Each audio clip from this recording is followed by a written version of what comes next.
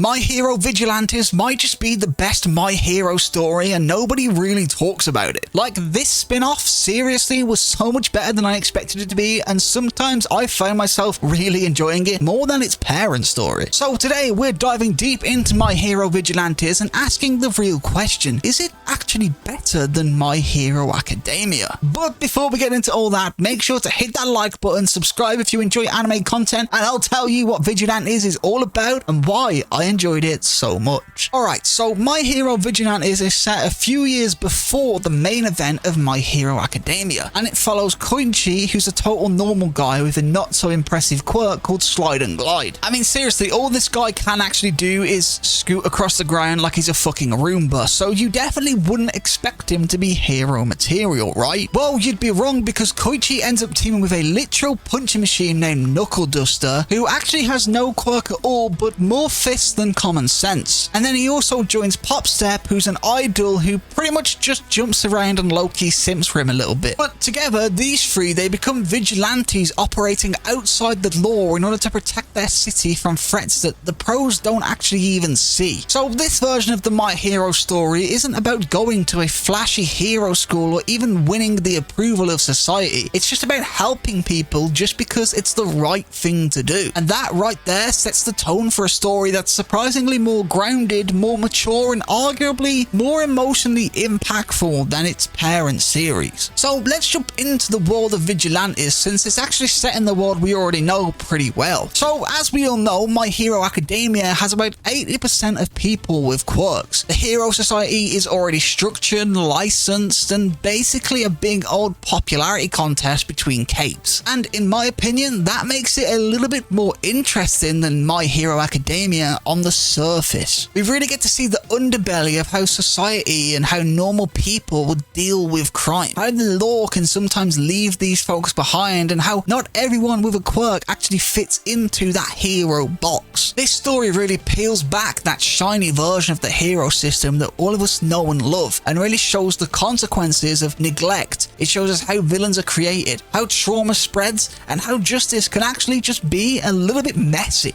And it's honestly amazing that it's so different but yet weaves so perfectly into that My Hero Academia timeline. I mean, if I was to explain it in a more mainstream way, I guess I'd say that Vigilantes kind of feels like a Daredevil kind of story, whereas My Hero Academia is like the Avengers, you know what I mean? It's the same world but just a darker corner of it. But now I've got a grasp on the world and what it's actually like in this spin-off, let's talk about the characters a little bit. And Koichi, our main character, who has a pretty awful quirk and might not look like much on the surface, is actually a pleasure to watch. I mean, this man grows a lot from episode 1. He starts off as this awkward, nerdy, rule-following dude. He's pretty much like Deku, except he never actually got a quirk boost. But over time, he starts to become a full-on hero within his own right, pushing that quirk he has beyond what anyone would have expected him to do in order to save people's lives. And Knuckle Duster, listen, this is basically this world's Batman, I guess. Like, he just wants to punch first and ask questions later, but he's one of the most fascinating characters within this universe. I mean, he has no powers, no license, just conviction and a mighty right hook, but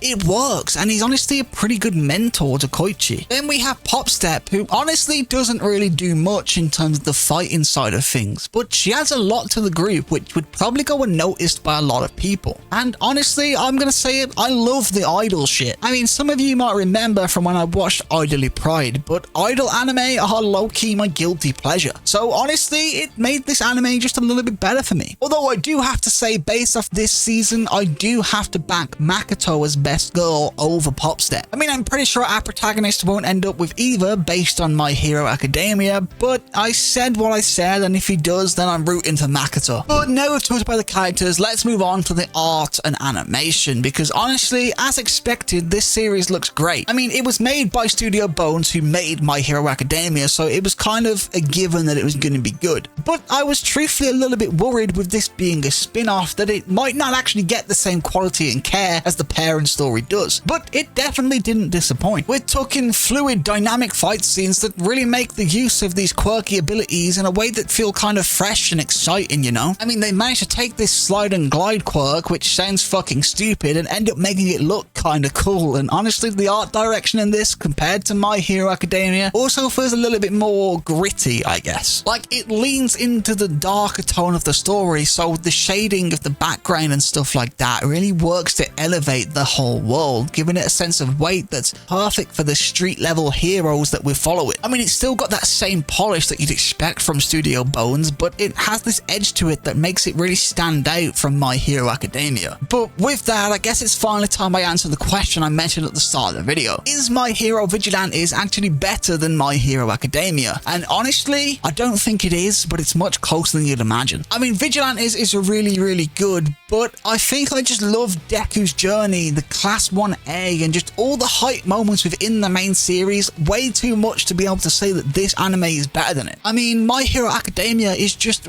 brilliant, but the reason I'd say it's closer than you think is because, well, in Vigilantes, the stakes feel more personal, and with the characters being at a lower level, they kind of feel a little bit more real, and it really challenges that whole hero society concept in the way that My Hero never really dared to do, and I just love that. So with that being said, I'm going to give Vigilantes a pretty strong and deserving rating of 8.3 out of 10. I mean, it was truly a great anime, and watching it now has just got me even more excited for the final season of My Hero Academia. But that's all I really have to say, so if you've watched this anime, then please let me know what you thought of it down below in the comments. Do you think it's better than the main series? Do you think they should have included some more people from the main universe in this one? And would you bring back Makoto or Popstep as best girl? But if you haven't watched it yet, then go check it out and then come back and tell me if I was right or not, which I probably was. But with that being said, make sure you hit that like button and subscribe, because once the final season of My Hero is done, I'll be covering that anime as well. So as always, remember to feed your goldfish, pet your dog, and tell your family you love them. Peace the fuck out.